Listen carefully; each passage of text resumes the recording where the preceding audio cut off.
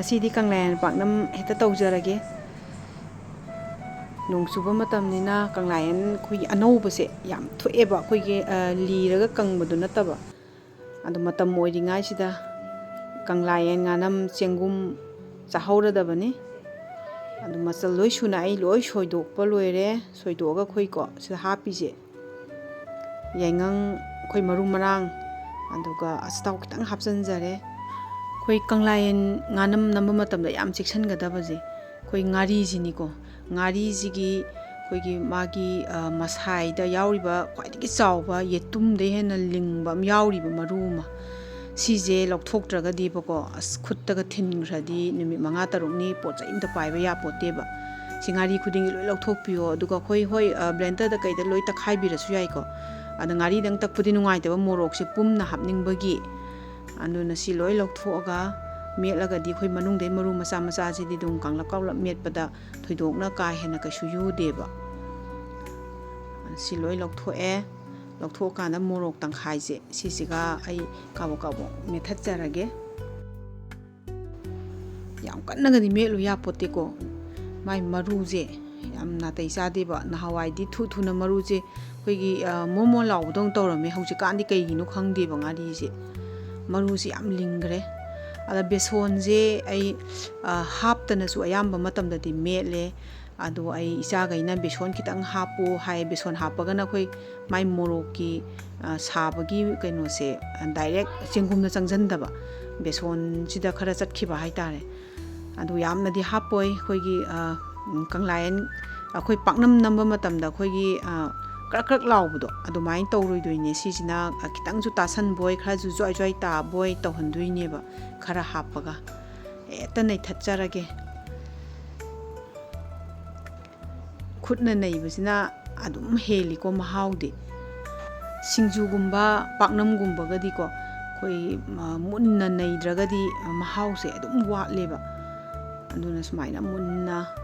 masa jingje khoi hapiba ngari adagi thum mayam se pura amatoine mix oina bagi damaktaneba kabo ka totladi ko hauteda kabo tolaga namba ondo haute sina sumaina khara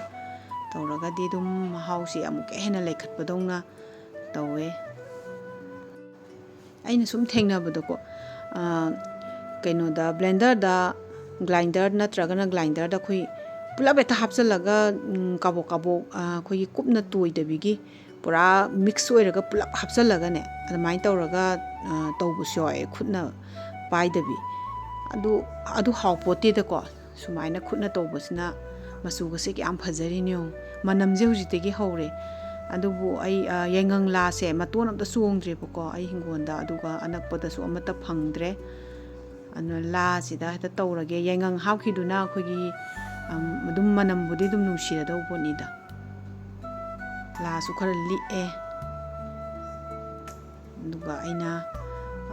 cooker da yamnadi kamoi yam kamagadi khoi morok se munmallaga su hawte ba maroi jing aksa ngang lerambado adu hawte duduna yamabud ahum dagi hena ai kamhaloidoine adu khoi kamaba matungdane khoi maida thangkatpado ai nganam gumba haidi ngagi nganam gumbadagadi tawebako adu natana atopadadi ai adumai thangkatteba adumai thangkatpado khoi mai manam nungsibado chatkhiba alsi mahi ji le manghanjaroi aina totpagi tengko pokhamda lehoba pahawbadune bako sijule manghaloi ai sougri thongbada hapkadoine loire ji aina ahumlak kamhalaga matungda tos loire manam semne sumai nungsiba manam dune ba aina chaningi se sai maida yai thoga dibako magi manam je mange ba do sumun jumulle kaidoruni maida yairaga anani khoi yam napnabadu su tawdrabane khoi gi kanbado aduduga joi su tadaba sijina horen chaluk mapanda sougri thongpatuga chabadudi kai hanguni hawbai jata mahi sisu ai manghanjade sougri thongbada haptoine so hawdong mandra friends mayam ado friends mayam like tawba kaubigano aduga follow tawdriba singna follow tawsanbiramo aroibada video sibu yengbiriba mayambo mukka hanna thagasari thank you all